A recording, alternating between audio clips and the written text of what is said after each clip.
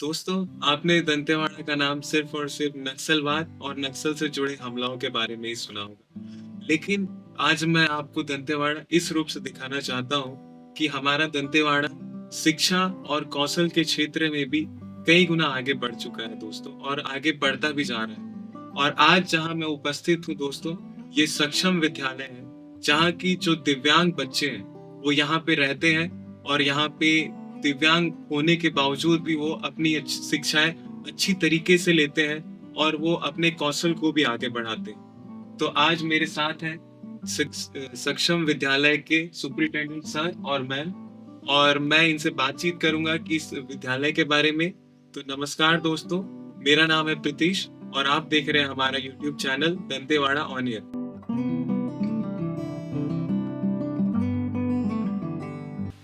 तो सर, मैं आपका परिचय जानना चाहूंगा कि आप हमारे दर्शकों को बताएं। नमस्कार, मैं प्रमोद कुमार कर्मा, सुपरिंटेंडेंट सक्षम 1 से। मैम, मैं आपका परिचय जानना चाहूंगा। जी, मैं श्रीमती रमा कर्मा, सुपरिटेंडेंट सक्षम 2। सर, मैं ये जानना चाहूंगा कि ये सक्षम विद्यालय की शुरुआत कब हुई थी? देश की यशस्वी प्रधानमंत्री माननीय श्री नरेंद्र मोदी जी के मार्गदर्शन में सक्षम विद्यालय की स्थापना 15 अगस्त सन 2014 को हुई थी। अच्छा, मैम, मैं ये जानना चाहूँ, ये विद्यालय है जी। दिव्यांग लोग बच्चों का है, तो इसमें किस प्रकार की फैसिलिटीज दी जा रही हैं बच्चों को? सर, हमें जिला प्रशासन द्वारा बच्चों को हॉस्टल सुविधाएं, जी, स्वास्थ्य सुविधाएं, जी। शिक्षा सुविधाएं सभी निःशुल्क दिया जा रहा है। अच्छा, और इसमें जो दिव्यांग बच्चों के लिए जितने भी चीजें होती हैं वो सब भी सारी सुविधाएं, जैसे कि पढ़ने के लिए जो एड्स होती हैं और जो बुक्स होते हैं खास करके सभी निःशुल्क हमें जिला प्रशासन से ही मुहैया कराए जाते हैं। अच्छा सर, ये जो बच्चे हैं यहाँ पे, वो छोटे बच्चे भी हम मुझे दिख रहे हैं और बड़े बच्चे भी हैं, तो इसमें क्या कुछ उम्र सीमा है कि इतने उम्र के बच्चों को लिया जाता है? ये आपने बहुत अच्छा सवाल किया हुआ है। जब भी कोई विद्यालय है उसमें प्रवेश की क्राइटेरिया क्या रखी गई है, तो हमारे सक्षम विद्यालय में भी हम लोगों ने प्रवेश की जो एज क्राइटेरिया रखा है 6 साल का। 6 साल के एज पे बच्चे यहाँ पे प्रवेश लेते हैं और वो यहाँ कक्षा पहली से लेकर के 12वीं तक की पढ़ाई करते हैं। अच्छा मैम, ये जो विद्यालय है इसकी खासियत क्या है कि ये सक्षम विद्यालय इसको चलाया जा रहा है? इसकी जो यहाँ पे दिव्यांग बच्चे आते हैं, तो इनमें क्या क्या खासियत है कि जो दिव्यांग बच्चे हैं वो अच्छे तरीके से पढ़ सकते हैं, या कुछ उनके लिए बहुत भला होता है? सबसे पहले तो हमारी संस्था का नाम ही है सक्षम। सक्षम शब्द से आपको मतलब समझ आता है कि हमारे जो बच्चे हैं, दिव्यांग बच्चे, उनको हमें यहाँ पे समाज से जोड़कर उनको इतना काबिल बनाना है कि वो अपना पढ़ाई के बाद अपने एक रोजगार तैयार कर सके। अच्छा, क्योंकि ऐसे बच्चों को थोड़ा मतलब दूर किया जाता है कि दिव्यांग है, तो वो बच्चों पे ना है और बच्चे खुद से मोटिवेट होकर खुद से अपने लिए खुद से कुछ कर सके। अच्छा, तो मैम जैसे यहाँ पे और किन किन चीजों का फैसिलिटीज मतलब खासियतों में कि यहाँ पे लिपि या फिर और जो कुछ कुछ मशीन्स का यूज होता है यहाँ पे? सर, मैं ये जानना चाहूंगा कि ये जो मशीन्स है यहाँ पे किन किन आधुनिक मशीनों का उपयोग किया जाता है? हमारे सक्षम में डिसेबिलिटी वार अलग अलग इक्विपमेंट के साथ में उनको दी जाती है। जैसे एजुकेशन की यदि बात करें तो जैसे एयरिंग एड का हम लोग उपयोग करते हैं, ग्रुप एयरिंग एड का। ये श्रवण बाधित बच्चों के लिए यूज होती है, जो क्लास में एक साथ सारे बच्चे बैठ करके ग्रुप एयरिंग एड का उपयोग करके पढ़ते हैं। वैसे ही वीआई विजुअल इम्पेयर्ड बच्चों के लिए भी हम एनी डिवाइस का बहुत अच्छे से उपयोग कर रहे हैं, यहाँ पे बहुत अच्छा सपोर्ट ले रहे हैं उससे। और हमारे पास तकनीकी की बात करें तो हम यहाँ पर कंप्यूटर का शिक्षा दे रहे हैं। कंप्यूटर में अलग मतलब वीआई बच्चों के लिए भी कुछ ऐसे डिवाइस लगे हैं जिससे वो बच्चा कंप्यूटर को ऑपरेट कर पा रहा है। और यहाँ पे अलग अलग तकनीकों के साथ, और जैसे उनके यदि किसी बच्चे की थेरेपी की जरूरत होती है तो हमारे पास बहुत अच्छी क्वालिटीज के थेरेपी के इक्विपमेंट्स हैं।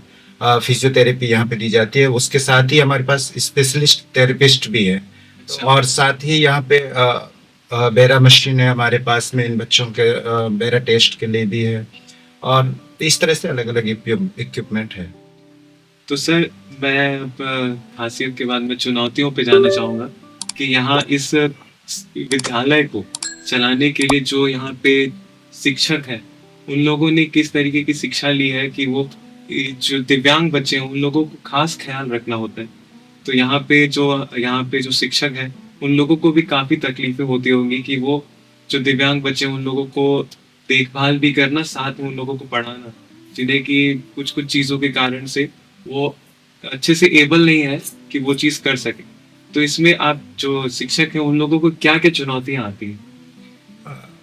रितेश जी, जब दिव्यांग शब्द हम बोलते हैं तभी थोड़ी सी मन में एक अलग फीलिंग आती है जी। और थोड़ी तकलीफें आती है। जैसे आपने तकलीफ शब्द जोड़ा है, तो हमारे जो स्पेशल एजुकेटर है इसको तकलीफ नहीं सोच करके एक चुनौती लेते हैं, चुनौती को एक्सेप्ट करते हैं। यस, हमको इन दिव्यांग बच्चों को बेहतर ढंग से शिक्षा के साथ जोड़ना है जी। और उनको ऐसे काबिल बनाना है जो सामान्य व्यक्ति के बराबर हो और समाज की मुख्य धारा से जुड़कर वो आगे पथ प्रदर्शक के रूप में बने।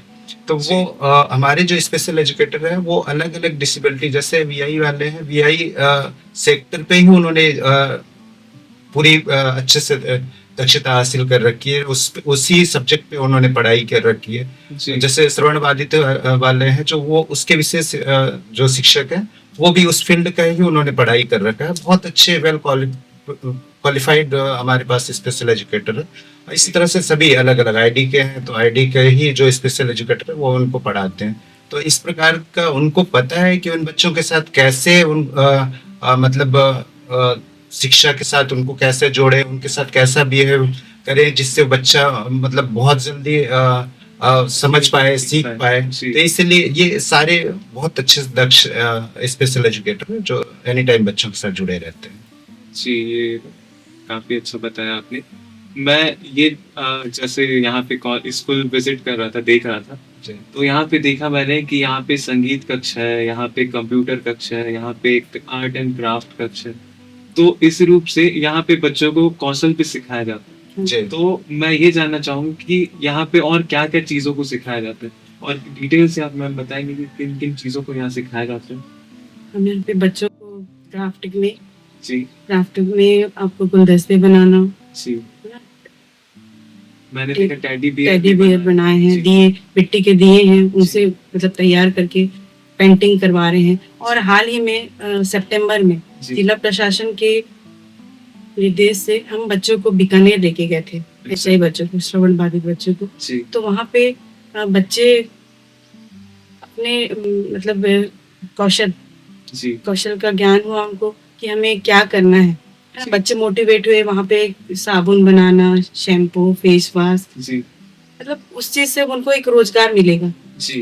पढ़ाई के साथ साथ वो खुद से मोटिवेट होंगे कि हमको, क्योंकि हर किसी को जॉब मिलना मुश्किल है, तो वो किसी के ऊपर बोझ ना बने, वो खुद से मोटिवेट होके खुद से मतलब ये सारी चीजें वो तैयार कर लेते हैं।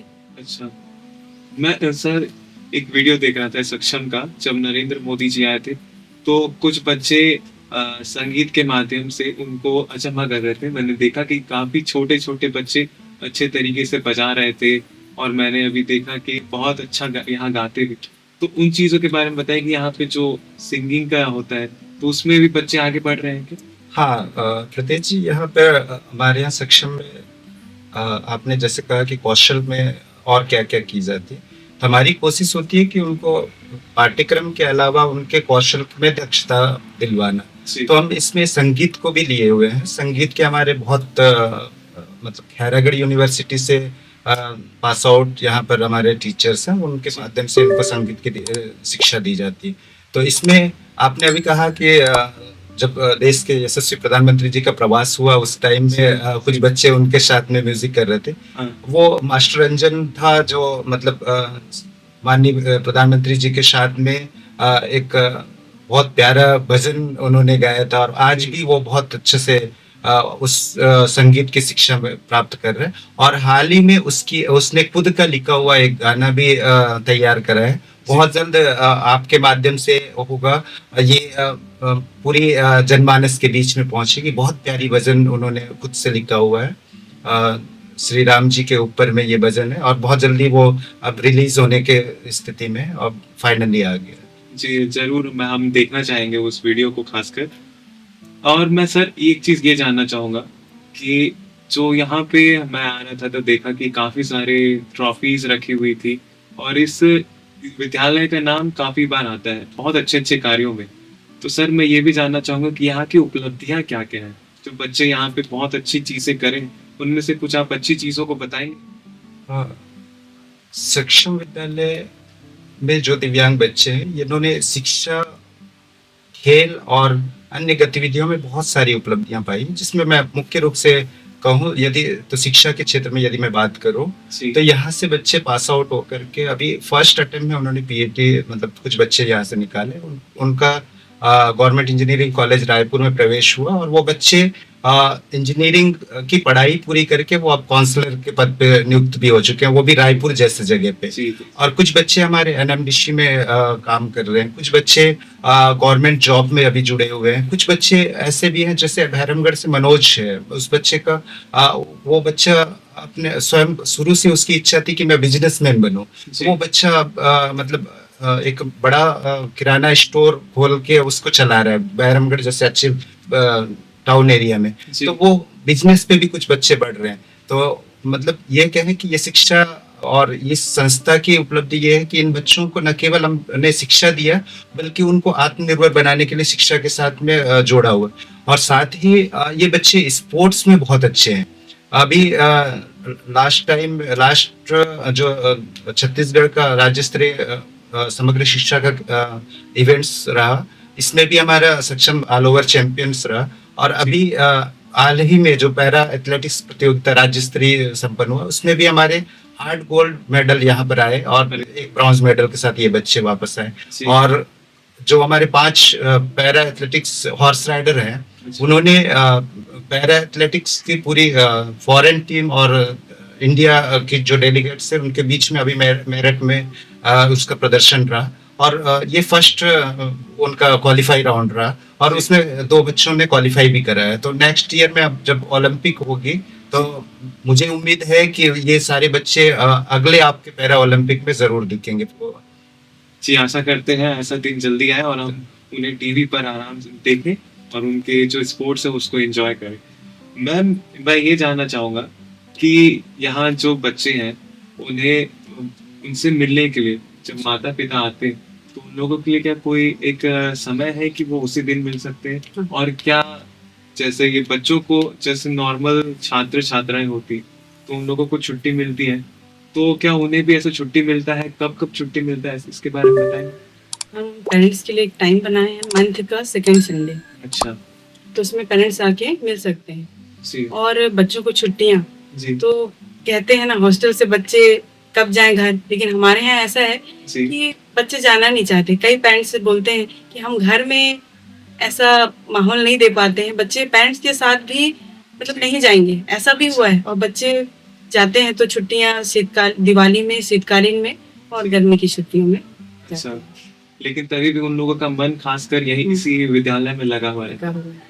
अच्छा, तो मैं सर एक चीज ये और जानना चाहूंगा कि यहाँ पे जो आगे चल के जो हायर एजुकेशन के लिए जो बच्चे होते हैं, क्योंकि यहाँ पे 12th क्लास तक है सर जी जी, तो 12th क्लास तक के हैं, तो अगर किसी बच्चे को अगर हायर एजुकेशन लेना होता है तो उसके बाद क्या क्या हमारा प्रशासन या फिर आप लोग उसमें भी आप उनका साथ देते हैं?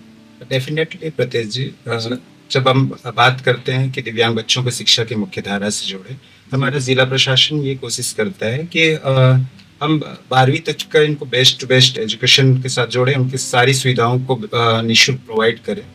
और इसके बाद जब हायर एजुकेशन की बात आती है तो हम सक्षम के माध्यम से उन्हें वो बच्चा जिस सब्जेक्ट पे उच्च शिक्षा प्राप्त करना चाहते हैं उस कॉलेज पे हम एडमिशन करवाते हैं अभी। और उसके बाद में हम समाज कल्याण से सहयोग लेते हैं और उन बच्चों की हायर एजुकेशन की सारी फीस को प्रोवाइड करवाते हैं, जिससे वो बच्चे को कोई आर्थिक तंगी का परेशानी ना हो। उस बात पे बहुत ध्यान रखा जाता है और बीच बीच में उन बच्चों के साथ हमारा कंटिन्यू संपर्क रहता है ताकि वो बच्चे किसी प्रकार का ड्रॉप आउट ना हो।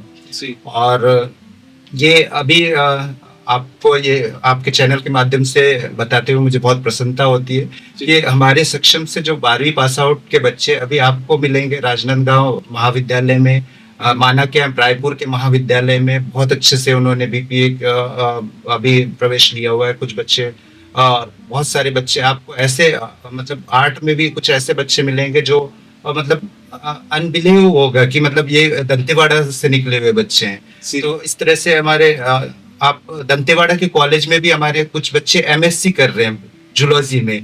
तो मतलब ये हमारी सक्षम की और जिला प्रशासन का जो एक उद्देश्य था उसको कहीं ना कहीं ये बच्चे सार्थक बना रहे हैं।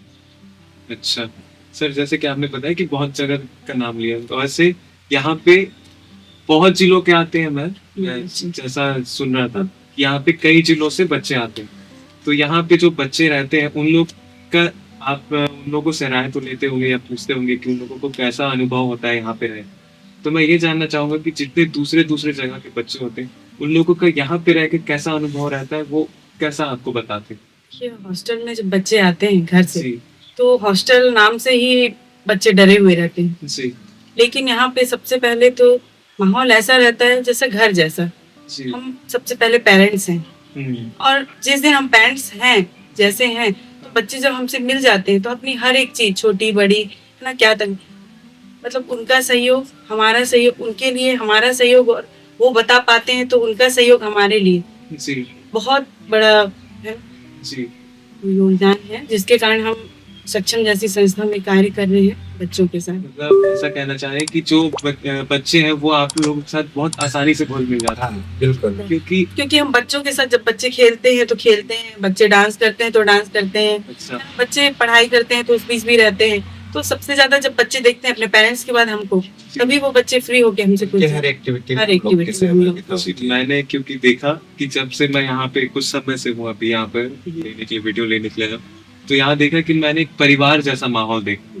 जितने बच्चे हैं और यहाँ जितने शिक्षक हैं, मैंने जितना भी देखा कि एक परिवार की तरह यहाँ पे रहते हैं। तो जैसे कि बच्चे लोगों को काफी यहाँ पे मन लगता होगा, मैं जैसा देख पा रहा हूँ। काफी बच्चे खुश हैं और एकदम ऐसे कि आप लोगों के साथ एकदम घर परिवार की तरह ही लगा मुझे। तो सर एक और आखिरी सवाल मैं ये पूछूंगा कि जो माता पिता है जिनके बच्चे जैसे दिव्यांग हैं, तो वो लोग, वो पेरेंट्स, वो इस विद्यालय में क्यों भेजे?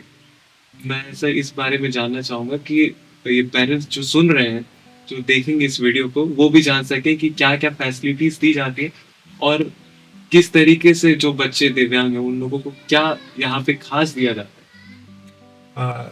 सभी पेरेंट्स से मैं निवेदन करता हूँ कि आप सबसे पहले तो इन दिव्यांग बच्चों को बहुत प्यार दीजिएगा, और दूसरी चीज कि उनको शिक्षा की मुख्य धारा से जरूर जोड़िएगा।